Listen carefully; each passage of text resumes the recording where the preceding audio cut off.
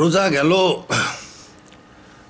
তো এই সময় ইফতারির সময় নিয়ে অনেকে ফোন করছিল, অনেকে জিজ্ঞেস করছিল, কিন্তু আমি কোনো উত্তর দেইনি। তবে আজকে একজনে একটা ভিডিও রেফারেন্স পাঠাইছে, ওইটা দেখার পরে, এর ভিডিও আমি আগেও দেখতাম, তবে এই ভিডিওটা দেখছিলাম না। তো এইটা দেখার পরে আমার মনে হলো আমি কিছু বলি। ভিডিওটা হইল, এইটা হইল ইফতারের সঠিক সময় কখন।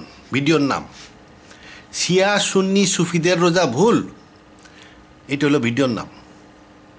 আর এই ভিডিওটা হলো অনলি কোরআন রিসার্চ, এদের অনলি কোরআন রিসার্চ চ্যানেল থেকে এটা দিছে।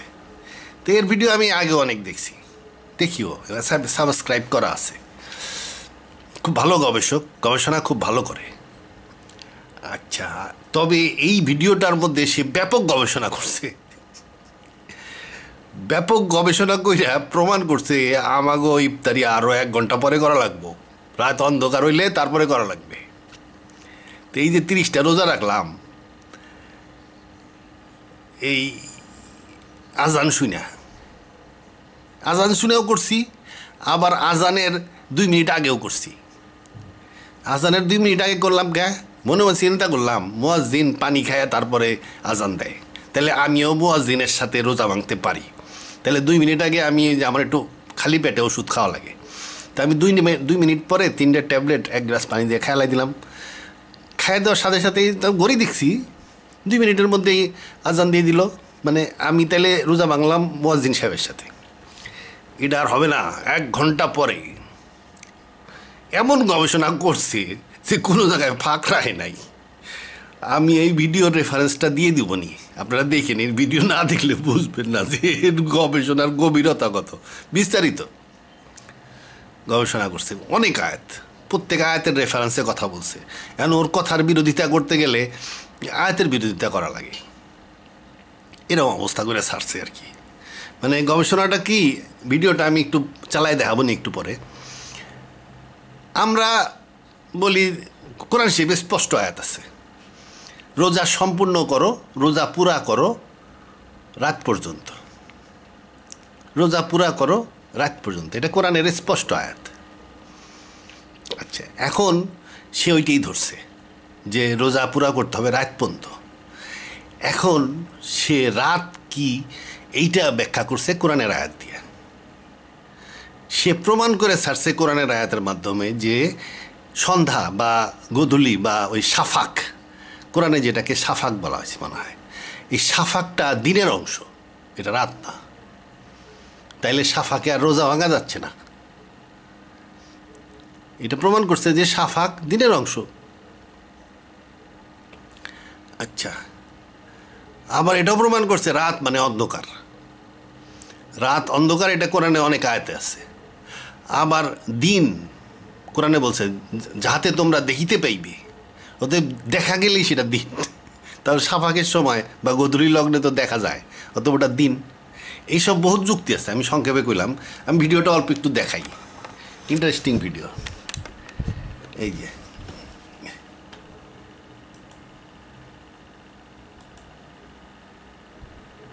এখান থেকে দেখাই। ইফতার কখন, সন্ধ্যায় না রাতে?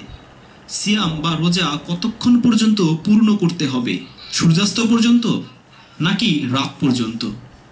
অর্থাৎ ইফতারের সময় কখন থেকে শুরু হয়, সন্ধ্যায় নাকি রাত শুরু হলে? রাত কখন থেকে শুরু হয়, রাত কখন শেষ হয়? রাত কাকে বলে? রোজা কি ভাঙতে হয় নাকি রোজা পূর্ণ করতে হয়? আল্লাহ কি রোজা ভাঙতে বলেছেন নাকি রোজা পূর্ণ করতে বলেছেন? এই বিষয়গুলো সম্পর্কে আল কুরআন কি বলে? যুগ যুগ ধরে মানুষ সন্ধ্যার সময় বা সূর্য ডোবার সাথে সাথে ইফতার করে বা রোজা ভাঙে, কিন্তু বর্তমান সময় সন্ধ্যায় ইফতার করা বা রোজা ভাঙা নিয়ে social media, YouTube, Facebook, internet, নানান জায়গায় নানান মানুষের মুখে নানান রকম কথা শোনা যায়। অধিকাংশ মানুষের ধারণা যে সূর্যাস্তের সাথে সাথে রাত শুরু হয়ে যায়। কেউ কেউ বলে যে সূর্যাস্তের 10-15 মিনিট পরে রাত শুরু হয়ে যায়, তাই সূর্যাস্তের 10-15 মিনিট পরেই ইফতার করা যাবে। অধিকাংশ মানুষ বলে যে সূর্যাস্তের সাথে সাথে রোজা ভাঙতে হবে। কেউ কেউ বলে যে রোজা পূর্ণ করার জন্য সূর্যাস্তের পর 1 ঘন্টা 12 মিনিট পর্যন্ত অপেক্ষা করতে হবে।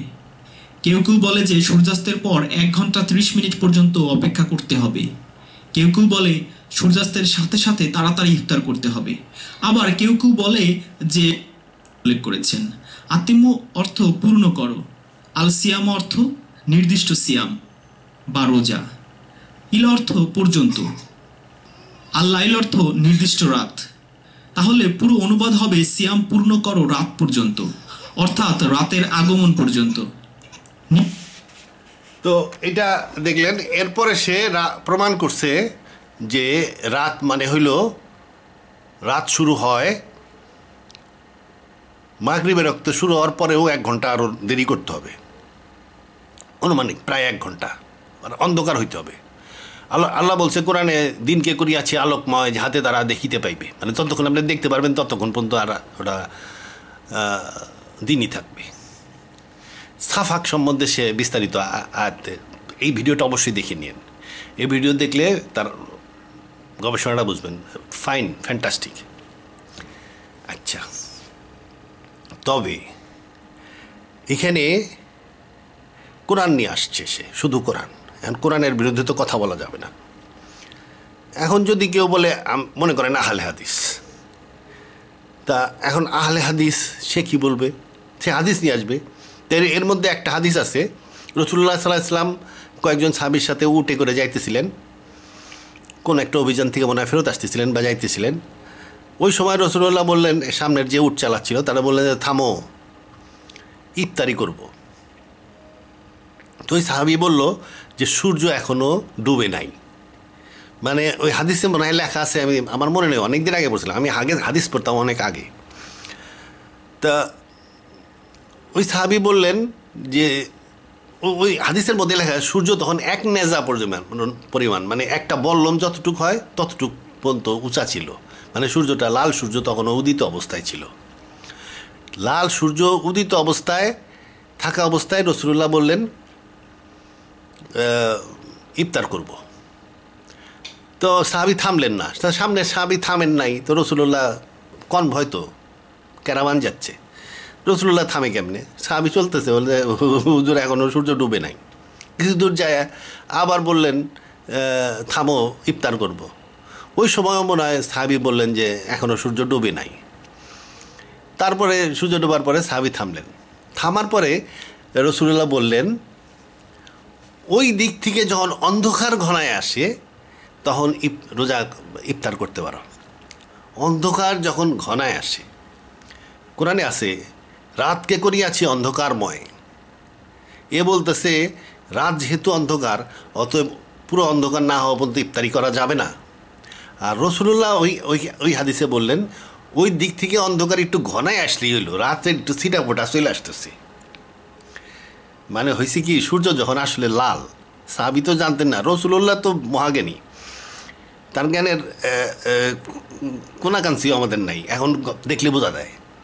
সে যে আমলগুলা সেট করে থুয়ে গেছে, সেই সেট ট্র্যাডিশন হিসাবে সেট করে দিয়ে গেছে, সেই আমলগুলা দেখলেই বুঝবেন যে সমস্ত কোরআনের সমস্ত কিছু সে কাভার কইরা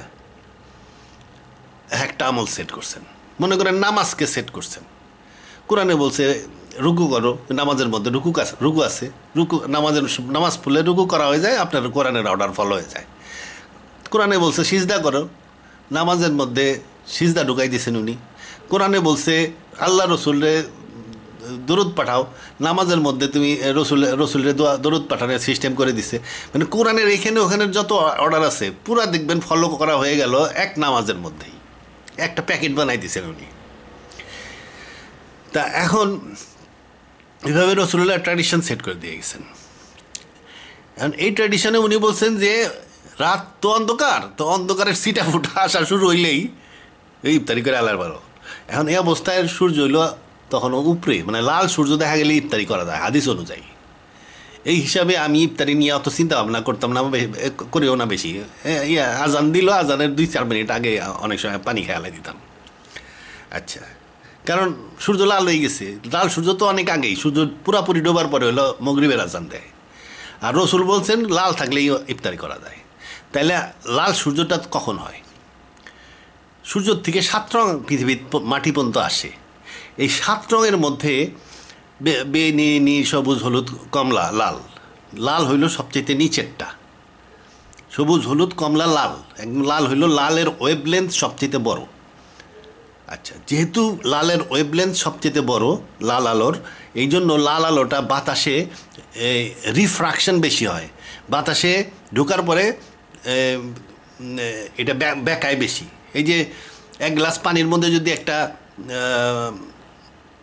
পেন্সিল কাইট করে রাখা যায়, দেখবেন যে পেন্সিলটাতে কাইট দেখা যাইতেছে, কারণ পানির মধ্যে থেকে যখন আলোটা বেরোয় তখন আলোটা একটা একটা একটা মিডিয়ার থেকে আর এক মিডিয়াতে, মানে পানি মিডিয়ার থেকে বাতাস মিডিয়াতে আসার সময় বেঁকে যায়। এটা আলোর ধর্ম। তা লালটা বেঁকায় বেশি, এই জন্য সূর্য ডুবার পরেও লাল আলোটা বেইকা পৃথিবীতে আসে। সূর্য ডুবে গেছে, হরাইজনের নিচে চলে গেছে, কিন্তু তখনও লাল আলোটা বাতাসের কারণে বেঁকে আমাদের চোখে আসে। তা যখন আমি লাল সূর্য দেখতেছি তখন কিন্তু আসলে সূর্যটা হরাইজনের নিচে ডুবে গেছে, এই জন্য লাল আলোটা বেঁকে আসতেছে। এবং আমি যেহেতু আলোর বক্রতাকে দেখি না, আমি সোজা উপরে একটা লাল সূর্য দেখি, তাহলে যেখানে আমি লাল সূর্যটা দেখতেছি সূর্য আসলে সেখানে নাই, ওটা একটা ফলস সূর্য। অরিজিনাল সূর্য ওটার থেকে নিচে চলে গেছে। তাহলে রসুল্লাহ হলো অনেক জ্ঞানী, উনি জানতেন যে সূর্য আসলে নাই, কারণ ওনার শিক্ষক ছিলেন, শিক্ষক বা বন্ধু আর কি, স্বয়ং জিব্রাইল। উনি মহাজ্ঞানের ভাণ্ডার, জ্ঞানের ভাণ্ডার জিব্রাইল, বিশাল জ্ঞান। ওনার বুক ফাইডা অপারেশন করছে 2-3 বার। মেরির বাচ্চা ক্লোনিংয়ের সময় তার ভূমিকা ছিল। ঈসার বাচ্চা, মেরির বাচ্চারা ক্লোনিং করে যে ঈসা বানাইছে, মানে সে একটা বিশাল জ্ঞানী ফেরেশতা। সেই ফেরেশতা তারা এগুলা শিখাইছে। আচ্ছা, ঠিক আছে, ওগুলা তো হাদিসের তো কোনো স্টেশন নেই। হাদিস বিকৃত হয়ে যেতে পারে, হারাই যেতে পারে, ভুল হইতে পারে, জয়ীফ হইতে পারে, সহি হইতে পারে, হাসান হইতে পারে, অনেক কিছু হইতে পারে।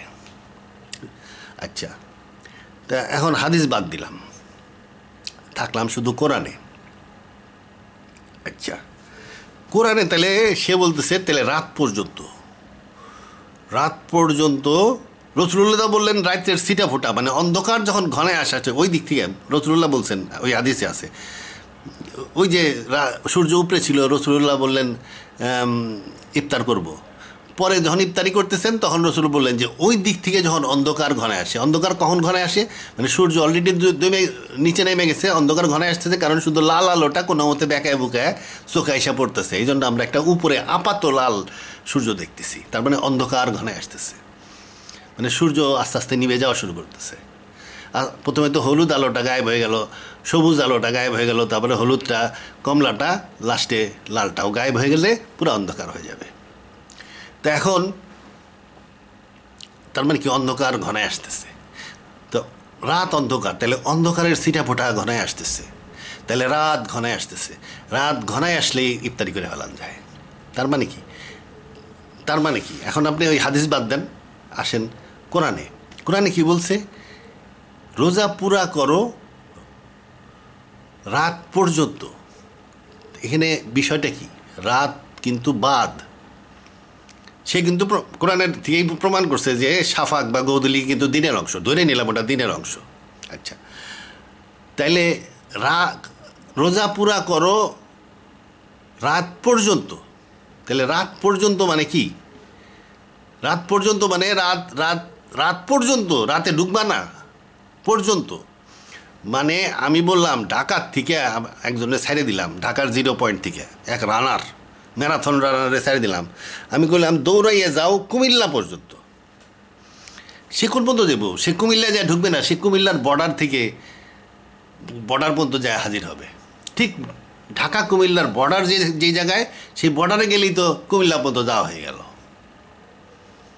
আর একটা উদাহরণ দিই, পরিষ্কার উদাহরণ। গাবতলির থেকে একজন ম্যারাথন রানারে দৌড় পাড়ায় দিলাম, দৌড় পাড়ে দাও পদ্মা নদী পর্যন্ত।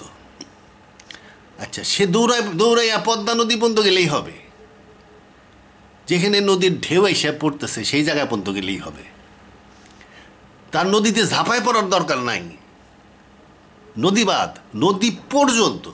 আচ্ছা, তাহলে রোজা পুরা করো রাত পর্যন্ত, মানে রাত বাদ, ঠিক রাত টাচ করলেই ইফতারি করতে হবে, বা রাতের অন্ধকার ঘনায় আসা শুরু করলে ইফতারি করতে হবে। রাসূলুল্লাহ বলছেন ওই দিক থেকে যখন অন্ধকার ঘনায় আসে তখন ইফতার। আর আমি তাহলে কি করলাম, লজিক বললাম পর্যন্ত, মানে ওটা বাদ। এখন যদি বলেন বিল্ডিং বানাবো আমি 10 তলা পর্যন্ত, তাহলে কিন্তু 10 তলা বানায় বলতে হবে যে আমি 10 তলা পর্যন্ত বানাইছি। বিল্ডিং ব্যয় উঠতে হবে 10 তলা পর্যন্ত, তার মানে আপনি 10 তলায় উঠছেন। এইটা একটা বিতর্কে আসতে পারে যে 10 তলা পর্যন্ত যাও মানে 10 তলায় উঠো, ঢুকো। আবার আমি আর একটা বললাম, আমার যুক্তি কি, এটা হলো এই বিল্ডিংয়ের 10 তলায় যাও, এটা হইলো ওই অনলি কোরআন রিসার্চের যুক্তি। কেউ যদি বলে বাইয়া ওঠাও 10 তলা পর্যন্ত, তার মানে আপনি 10 তলায় যায় সিঁড়ি বাইয়া 10 তলায় উঠতে হবে, 10 তলার ভিতরে যায় বলতে হবে আমি 10 তলায় উঠছি। আর আমার যুক্তি কি, যে দৌড়াইয়া যাও কুমিল্লা পর্যন্ত, তার মানে কি কুমিল্লা এবং ঢাকার যেখানে বর্ডার, যেখানে লেখা আছে সাইনবোর্ডে লেখা থাকে না ঢাকা খোদা হাফেজ আল্লাহ হাফেজ, আবার ওই মোড়েই দেখবেন কুমিল্লা স্বাগতম, মানে একটা দৌড়ে যেতে যেতে হঠাৎ করে দেখলেন একটা সাইনবোর্ড রাস্তার পাশে কুমিল্লা স্বাগতম, কুমিল্লা পৌরসভা স্বাগতম, পৌরসভা পর্যন্ত না জেলা, কুমিল্লা জেলা স্বাগতম। ওই মোড়ে যায় উপরে দিয়ে ওই দিকে যায় দেখবেন যে লেখা আছে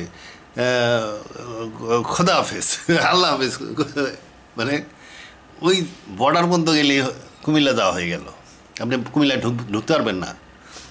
আমার আর একটা যুক্তি দিলাম কি, পদ্মা নদী দৌড়ে যাও পদ্মা নদী পর্যন্ত, তার মানে কি পদ্মা নদীতে যায় ঝাঁপাই পড়তে হবে না, আপনি পদ্মা নদীর পার পর্যন্ত গেলেই হবে। তাহলে এখানে আল্লাহ বলছে রোজা পুরা করো রাত পর্যন্ত, তার মানে আপনি রাতে ঢুকবেন না, রাত্রের আগেই রোজাটা শেষ করে ফেলবেন। কোন সময় রোজা শেষ করবেন, ওই দিক থেকে যখন অন্ধকার ঘনায় আসতে থাকবে তখন থেকে আপনি খাওয়া শুরু করবেন, মানে লাল সূর্য থেকে খাওয়া শুরু করবেন। খাইতে খাইতে আপনি ওই পুরো অন্ধকার হইলে আর ইফতারি করতে পারবেন না, বা ইফতারি করার সময় পার হয়ে যাবে, মানে সত্যি সত্যি রাত যখন চলে আসবে তখন ইফতারি করার সময় পার হয়ে যাবে। আচ্ছা, এটা হলো আমার লজিক।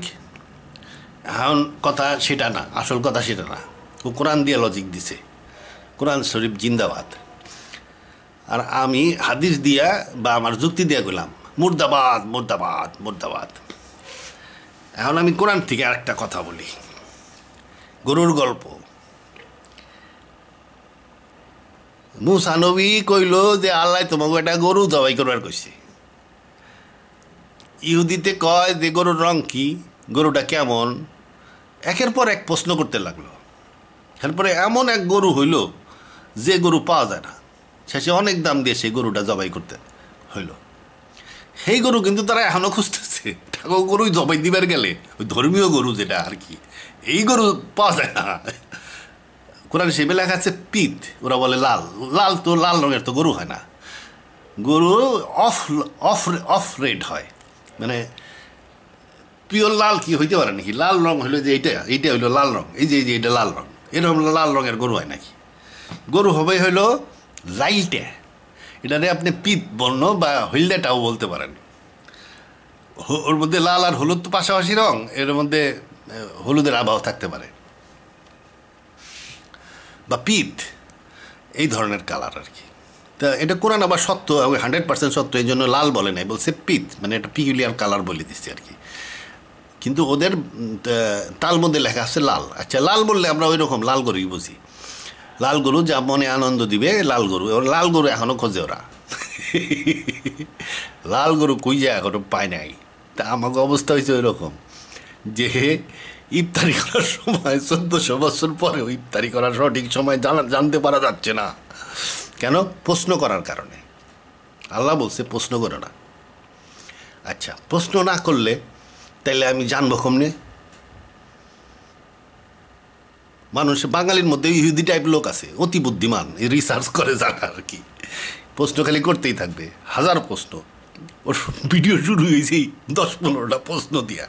আচ্ছা যাই হোক, এখন প্রশ্ন না করলে জানবো কেমনে? এইসব বিষয়ে প্রশ্ন করা যাবে না। আল্লাহ প্রথমে বলে নিছে গরুর গল্প, তারপরে কোরআনের ভিতরেও বলছে যে আমরা শুনলাম এবং মেনে নিলাম। আল্লাহ বলছে রোজা পুরা করো রাত পর্যন্ত। এখন আমাদের কি করতে হবে? রসুলকে দেখতে হবে। রসুলকে কেমনে দেখবো? উনি মরে গেছে। উনি ট্র্যাডিশন হিসাবে এটা রেখে গেছে মুসলমানদের মধ্যে। যে কোনো মুসলমানদের দেখে হে যে সময় ইফতারি করে এই সময় ইফতারি করলে ঠিক আছে। আমি যে বললাম সূর্য উদিত অবস্থায় ওর মধ্যে এই যে লাল সূর্য শুরু হয়ে গেলে ইফতারি করা যায়, এটা হাদিসের অনুযায়ী বলছি, কিন্তু এর মধ্যে সন্দেহ আছে। এই সন্দেহের মধ্যে না থেকে ডুবার পরে আজান দিলে আমরা কি করি? কোনো সন্দেহ নাই, মুয়াজ্জিনে আজান দিব, আমরা পানি পানি খাই রোজা ভাঙব, গুণ হইলে মুয়াজ্জিনের হইব। আবার কি আসলে জিনিসটা কি? রাসূলুল্লাহ সাল্লাল্লাহু আলাইহি ওয়াসাল্লাম কোরআন রেখে গেছেন। কিভাবে রাখছেন? বইলে লিখে রেখে গেছেন না, কোরআন রেখে গেছেন মানুষের ব্রেনের মধ্যে, হাফেজের কাছে রেখে গেছেন কোরআন। কোরআন বইয়ের মধ্যে রাখেন নাই, উনি রাখছেন হাফেজের কাছে, মানুষের ব্রেনে। ঠিক একইভাবে কোরআনের অর্ডারগুলো একটু একটু করে আসছে কেন? যেন রাসূলুল্লাহ সবাই ট্রেনিং দিতে পারেন, ট্রেনিং দিয়ে দিয়ে কালচার সেট করতে পারেন। একটু একটু করে আয়াত আসছে, রাসূলুল্লাহ ট্রেনিং, মানুষকে ট্রেনিং দিয়ে শিখায় সবসময় ট্রেনিংয়ের সাথে জিব্রাইল জড়িত ছিল। রাসূলুল্লাহর সাথে জিব্রাইল সবসময় থাকতেন, প্রায় অনেক সময় থাকতেন। তো এই ট্রেনিং দিতে দিতে রাসূলুল্লাহ নিজেও বিরাট বুদ্ধিমান, আর জিব্রাইল হইতেছে বিশাল জ্ঞানের ভাণ্ডার, আমরা কল্পনাতীত জ্ঞানের ভাণ্ডার। তা এখন আবার আল্লাহর সাহায্য পায় সে মাঝে মাঝে রুহুল কুদ্দুসের মাধ্যমে। তা এখন রাসূলুল্লাহ শিখাইছেন। তাহলে এই যে রাসূলুল্লাহ শিক্ষা দিলেন, যেটাকে আমরা এখন হাদিস হিসাবে বলি, কিন্তু ওটা হাদিস মাদিস না, রাসূলুল্লাহ শিক্ষা দিয়ে কি করছেন? কালচার হিসাবে শেষ করেছেন। তা কালচারটা কোথায় আছে? ওটাও মানুষের ব্রেনে আছে। তাহলে কোরআনটা রাসূলুল্লাহ রেখে গেলেন ব্রেনের মধ্যে, আর ওনার শিক্ষাটা কেমনে রোজা রাখতে হবে, কেমনে হজ করতে হবে, কেমনে নামাজ পড়তে হবে, এইগুলা কেমনে আজান দিতে হবে, ওনার শিক্ষা, এই শিক্ষাটা রাখলেন কোথায়? ওটাও মানুষের ব্রেনে। শুধু ব্রেনে রাখলেন না, এই ব্রেন যেন কাজকর্ম ভুলে না যায়, এই জন্য উনি মসজিদে নামাজ পড়াইতেন, নিজে রোজা রাখাইতেন, সব কিছু তদারকি করতেন। আস্তে আস্তে এটা কালচার হিসাবে সেট হয়ে গেছে। কালচার, এখানে প্রশ্ন করা যাবে না যে আমি কোন সময় রোজা ভাঙুন, কালচার দেখতে হবে, রাসূলুল্লাহ সেট করার কালচার। এখন বলতে পারেন বাংলাদেশ মদিনার থেকে অনেক দূর, আমাদের দেশের ইসলাম আসছে 700-800 বছর পরে, খাজা মঈনুদ্দিন, শাহজালাল এরা আসছে, খান জাহান আলী আসছে প্রায় অনেক দিন পরে, 1200-1300 সালে, 1100-1200 দিকে এসে হাজির হয়েছে, সালটা মনে নাই, তাও 500-700 বছর পরে। আগেও আসছে আরব বাণিকদের মাধ্যমে কিছু কিছু অল্প, কিন্তু ব্যাপক হারে আসছে এই যখন এই ভারত বিজয় শুরু হইলো এবং পীর দরবেশরা আসা শুরু করলো। ইসলাম প্রচার হয় সুফিদের মাধ্যমে। আচ্ছা, সুফি ছাড়া ইসলাম প্রচার করা কঠিন। সুফি এবং দায়ীরা সুফির সাথে থাকতে হবে। আচ্ছা যাই হোক, জাকির নায়েক দায়ী, কিন্তু জাকির নায়েক যদি পীর হইতো তাহলে অ্যাকশনটা বেশি হইতো, কারণ এখানে কিছু রুহানি ব্যাপার স্যাপার আছে, একটা লোকটা ডাকলেই সে আসে না। যাই হোক, আল্লাহ বলছে, খিজিরের উদাহরণ দিছে, তারপরে এই আসহাবে কাহফের উদাহরণ দিছে। অতএব ধর্মপ্রচার এবং হবে পীরদের মাধ্যমে এবং দায়ীদের মাধ্যমে। তো এই দেশে অনেক পরে আসছে, আমাদের দেশের কালচারে একটু গোলমাল থাকতে হবে পারে। তাহলে কী করতে হবে? হজ বাধ্যতামূলক, মদিনায় যাইতে হবে, মদিনায় যায় দেখতে হবে মদিনার লোক কখন ইফতারি করে। মদিনার যায় দেখলাম মদিনার লোক আজান দেওয়ার সাথে সাথে ইফতার করে। তার মানে কি? তার মানে নামাজ কায়েম করো রাত পর্যন্ত, তার মানে রাতকে শুইও না, রাত পর্যন্ত, মানে রাতের আগেই শেষ করে দিতে হবে। রাত এসে গেলে কিন্তু আর ইফতার হবে না। তার মানে কি? সাফাকের সময় বা গধূলির লগ্নে ইফতার করতে হবে। তার মানে কি? সোজা বুদ্ধি, ইসলামী বুদ্ধি, মুয়াজ্জিন মাগরিবের আজান দিলে ইফতার করতে হবে। এটা হলো আমাদের কালচার। এটা কালচার সেট করছে রসুল মদিনায়, মক্কায়। কুফারটাও চলবে, কারণ ওখানে আলী গেছিলেন। আলী, রসুল যা বলে আলী তাই বলে। রসুল জ্ঞানের শহর, আলী তার দরজা। মানে আলীর মুখ দিয়ে যে সব জ্ঞানের কথা বাইরে, সব রসুলের জ্ঞান বাইরে। আচ্ছা, তাহলে কি হলো? কালচার, এখানে কালচারটাই হলো আসল। প্র্যাকটিস দেখতে হবে কালচার থেকে। এখন কথা হলো, আমি গবেষণা করলাম, আমি গবেষণা করে দেখছি 2 ওয়াক্ত নামাজ পড়লেই হয়, কিন্তু এটা কালচারে মিলতেছে না। তার মানে কি আমার গবেষণায় গোলমাল আছে, গবেষণাটায় আমি জায়গা মতন পৌঁছাইতে পারি নাই। কারণ আসলে তো নামাজ 5 ওয়াক্ত, আমার গবেষণায় কইতেছে 2 ওয়াক্ত। কোরআন নিয়ে গবেষণা করে দেখলাম 2 প্রান্তে, দিনের 2 প্রান্তে। পরে দেখলাম আমার গবেষণা ভুল আছে। তো এখন ভুল থাকলে কী হবে? তাহলে আমি আবার দেখলাম, তাহলে কি ওই নামাজ প্রতিষ্ঠা কী বলছে? আকিমুস সালাত, মানে সংযোগ স্থাপন করো দিনের 2 প্রান্তে। তাহলে রসুল্লাহ কাল কীভাবে সংযোগ স্থাপন করছেন? বেলাল আজান দিতেন, মানুষ আসতো, জামাত স্থাপন হইতো। জামাত হওয়া মানে কি? রসুলের সাথে মানুষ জনগণের সংযোগ স্থাপন হয়ে গেল। তারপরে রসুল্লাহ নামাজ পড়াইতেন। তাহলে আকিমুস সালাত মানে সংযোগ স্থাপনের মাধ্যমে জামাতে নামাজ পড়াকে আকিমুস সালাত বলে। তাইলে তখন আমি থিওরি দিলাম কি? তাহলে নামাজ প্রতিষ্ঠা করো দিনের 2 প্রান্তে এবং রাতের কিয়দংশে। তাহলে এই 2 প্রান্তে এটা হলো আকিমুস সালাত করতে হবে, মানে জামাতে নামাজ পড়তে হবে, মানে মসজিদে যাইতে হবে বাধ্যতামূলক। ফজরের নামাজ আর মাগরিবের নামাজ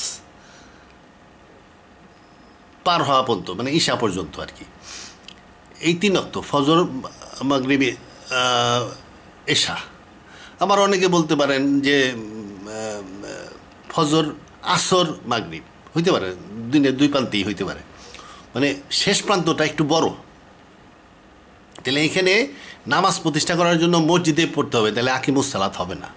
আর জোহরের নামাজ আপনি বাসায়ও পড়তে পারেন। আচ্ছা,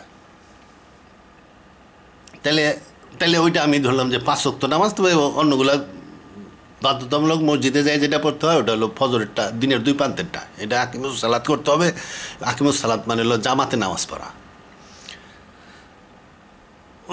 ওই দিকে গেলাম। তারপরেও কালচারে দেখতেছি মদিনার লোক 5 ওয়াক্তই জামাতে পড়ে। তাইলে এখনও মিলতেছে না, কালচারের সাথে মিলতেছে না। পরে দেখলাম যে না, কুফায় 3 ওয়াক্ত পড়ে।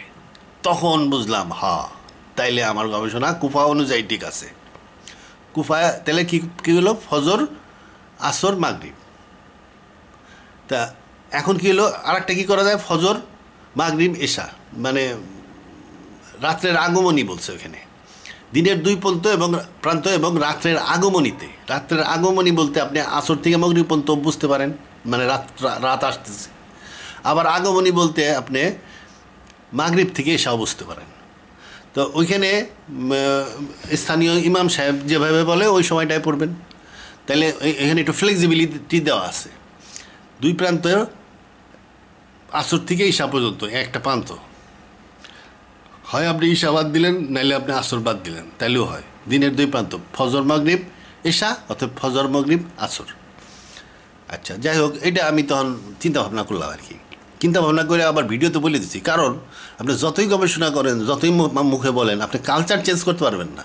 আপনি যতই থিওরি মেমরি যতই কপচানো হোক না কেন, মানুষ আজান দিলে রোজা ভাঙ্গে, আপনি এইটা পাল্টাইতে পারবেন না। বাপদাতার ধর্ম চেঞ্জ করা যায় না। রসুল শিখাই দিয়ে গেছেন, বংশ পরস্পর চলতে চলতে আস্তে আস্তে আমার বাপদাদারা মাগরিবের আজান দিলে ইফতারি ভাঙত। আপনি হন্তে আমরা সব কোনো গবেষণা দিয়ে সরাই পারবেন না। এখন কোরআনের সুস্পষ্ট আয়াত দিয়ে দিলে আবার মুশকিল। এখন কোরআনের সুস্পষ্ট আয়াতের সাথে কথা হইল কি, এখানে ডাউট এসে গেল যে এই পর্যন্ত, রাত পর্যন্ত মানে কি? মানে রাত টাচ করার আগে, তার মানে কি গধূলি লগ্নের সাফাকে, নাকি রাত্রে যায় ঢুকতে হবে? তা আমার লজিক হলো, আমার বাপদাদারে দেখে আমি লজিক বের করছি যে না, রাতের ভিতরে ঢোকা যাবে না, রাতের বাইরে। মানে এখান থেকে পদ্মা নদী পর্যন্ত দৌড়ায় যাও, আপনি পদ্মা নদীর পার পর্যন্ত যাইবেন, ওখানে যায় নদীতে ঝাঁপ দিয়ে পড়ার দরকার নাই। সেরকম আপনি রাত পর্যন্ত যাবেন। রাত পর্যন্ত যাওয়া মানে কি? সাফাক পর্যন্ত যাওয়া, গধূলি লগ্ন পর্যন্ত যাওয়া, যাই ইফতারি করে ফেলবেন। এবং কালচার কি বলে? ইফতারি করতে হবে মাগরিবের গোধূলি লগ্নে।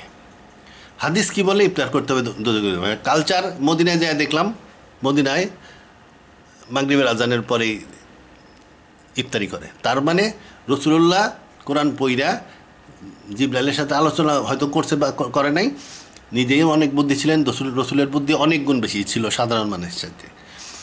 তো রোম সম্রাট, পারস্য সম্রাট সমস্ত কিছু জয় করেছে, ওনার মতন মানুষ খুব কম আছে, নাই। আচ্ছা, যাই হোক, উনি কালচার সেট করে থেকে গেছেন। আমি মদিনায় যাই দেখলাম ওরা মাগরিবের আজানের পরে ইফতার করে, অতএব এভাবেই করতে হবে। এই যে এইটা হলো কথা। 3 নম্বর পয়েন্ট হলো আহলে কোরআন। আমি কোরআন নিয়ে একটু গবেষণা করি, আমার একটা তফসিরও বাইর করছি। তো মানুষে আমার কয় আহলে কোরআন, অনেকে কইতে চায়। আমি কিন্তু আহলে কোরআন না। প্রত্যেক মুসলমানই আহলে কোরআন, প্রত্যেক মুসলমানই আহলে কোরআন।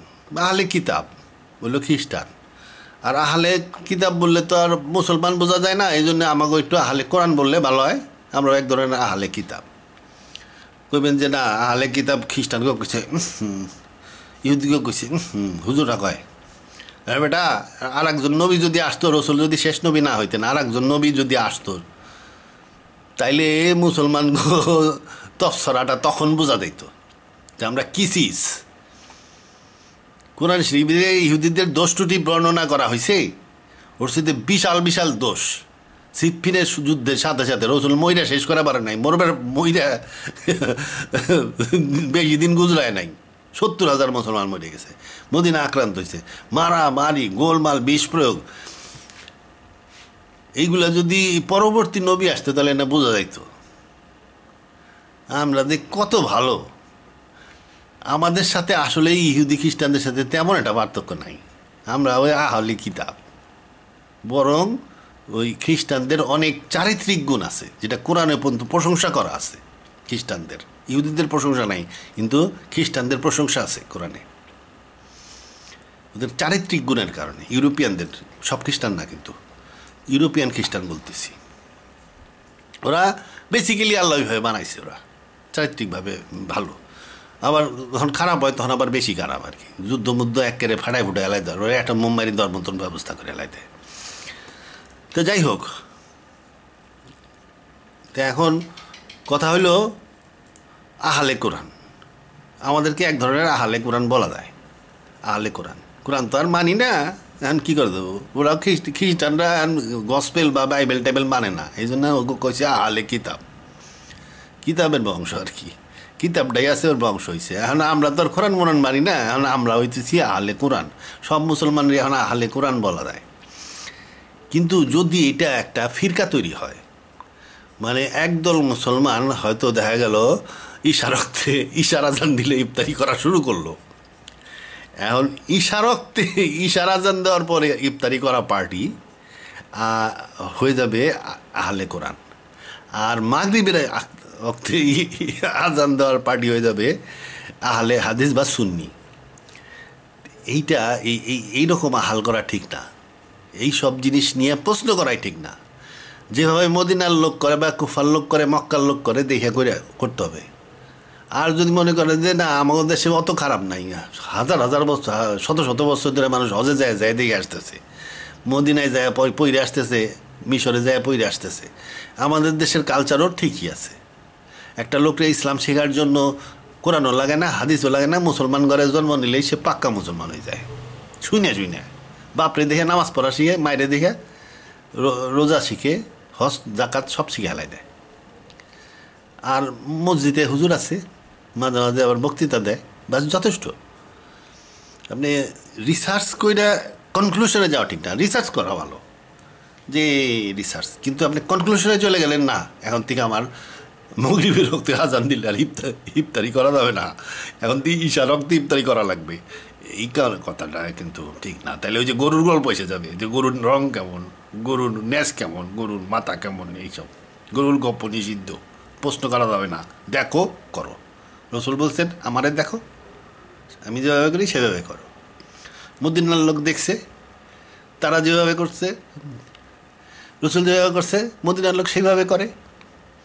আমি রসুলটা দেখতে পারতেছি না, আমি রসুলের মদিনায় যাব, মদিনার লোকরে দেখব, কোনো চেঞ্জ হয় না, কালচার চেঞ্জ হয় না। এই যে বললাম না যে যত বড় রিসার্চ আনেন, যত থিওরি আনেন, আপনি কিন্তু আমার মগরিবের রক্তে ইফতারি আমি করবই, কারণ আমি এটা কালচার আমার মাথার মধ্যে ঢুকে গেছে, আমার সমাজ সংসারে ঢুকে গেছে, সেট হয়ে গেছি আমি এইভাবে। এটা গবেষণা করে চেঞ্জ করা যাবে না। এই ধরনের কালচার ভাঙিয়া নতুন সমাজ গঠন করা, এটা করতে গেলে নবী লেভেলের লোক লাগে। আচ্ছা, এরপরেও কথা আছে, একজনে করতে পারে, একজনে হুকুম দিয়ে করতে পারে। সেই লোকটাকে আল্লাহ করতে পারতো, তারপরে রসুল করতে পারতো, কারণ রসুলের আদেশ শোনা বাধ্যতামূলক। রসুল নাই, রসুলের জায়গায় কে আছে? খলিফাতুর রসুল। খলিফাতুর রসুল যদি খলিফা ইসলাম উম্মার খলিফা, এটা কিন্তু রাষ্ট্রীয় খলিফা না, আফগানিস্তানের খলিফা না, রাষ্ট্রীয় লেভেলে কোনো খলিফা থাকে না, আমির উমরা থাকে। খলিফা একজনই হয়, যে সারা মুসলিম বিশ্বের একজন খলিফা হবে, মুসলিম উম্মার। সেই একজন খলিফার পজিশন কি? সে রসুলের জায়গায়, সে খলিফাতুর রসুল, রসুলের প্রতিনিধিত্ব করে সে। এখন রসুলের প্রতিনিধিত্ব করে। এই যে পাদ্রী, পোপ নিজেরে কি বলে? ঈসার প্রতিনিধি। তবে তার বলার মধ্যে একটু গোলমাল আছে। সে বলে আল্লাহর ছেলের প্রতিনিধি, ভিকারিয়াস ফিল্লিডেই, মানে representative of son of god. Son of god মানে ঈসা। যাই হোক, সে বলায় ভুল হইল, তার সান অফ গড বলা ঠিক না, বহু বড় গুণা। তা যাই হোক, সান অফ গড, আল্লাহর কোনো পুত্র নাই, এটা বলা ঠিক না। কিন্তু সে ওই সান অফ গড বলতে মিন করে ঈসাকে। তার মানে সে কি বলে? ভিকারিয়াস জেসাস, মানে সে যিশুর প্রতিনিধি, পোপ। একই কালচার, একই সিস্টেমে আসছে যে আমাদের খলিফা কি? রসুল আবু বকর নিজেকে কি বলতেন? খলিফাতুল রসুল বলতেন। হযরত ওমর নিজেকে কি বলতেন? ইতিহাসে লেখা আছে খলিফাতুল রসুল, দুইবার খলিফা লিখতেন উনি। খলিফাতুল রসুল মানে উনি নিজেকে আবু বকরের প্রতিনিধি বলতেন। যাই হোক, মোটামুটি রসুলের প্রতিনিধি আছে খলিফা যদি অর্ডার দেয় যে এখন থেকে ঈশার রক্তে ইফতারি করতে হবে, তাইলে তার আদেশ শোনা যেহেতু ওয়াজিব, সেই হেতু আপনি ইফতারি করতে পারেন। ওইটা কিন্তু আপনি তখন আর কালচারেও থাকলেন না, কোরআনেও থাকলেন না। আপনি কোরআনের ওই অর্ডার, যে তার ইমামের অর্ডার শোনা বাধ্যতামূলক, এই জন্য বাই অর্ডার আপনি ইফতারি করতেছেন ঈশার সময়, সেটার সাথে কালচারের আর থাকতেছে না। সে খলিফা শুধু পারে টাইম চেঞ্জ করতে পারে। সাধারণ লোকের ওই ধরনের কনক্লুসিভ আইডিয়া, রিসার্চ করা ভালো, কিন্তু রিসার্চ করে একটা কনক্লুসিভ আইডিয়া দিয়ে একটা আলাদা দিলেও ঠিক অসুবিধা নাই, লাইকলি হিসাবে দিতে হবে। আর দিলেও এটা দিয়ে একটা নতুন আহলে কোরআন বলে যে একটা ফিরকা তৈরি হওয়ার উপক্রম হয়েছে, সেইটা করা ঠিক না। এই আর কিছু না, এইটাই ক্ষুদ্র ভিডিও। আচ্ছা, এই ভিডিওটা দেখেই রিয়াকশান দিলাম আর কি। আল্লাহ হাফেজ, এই পর্যন্তই।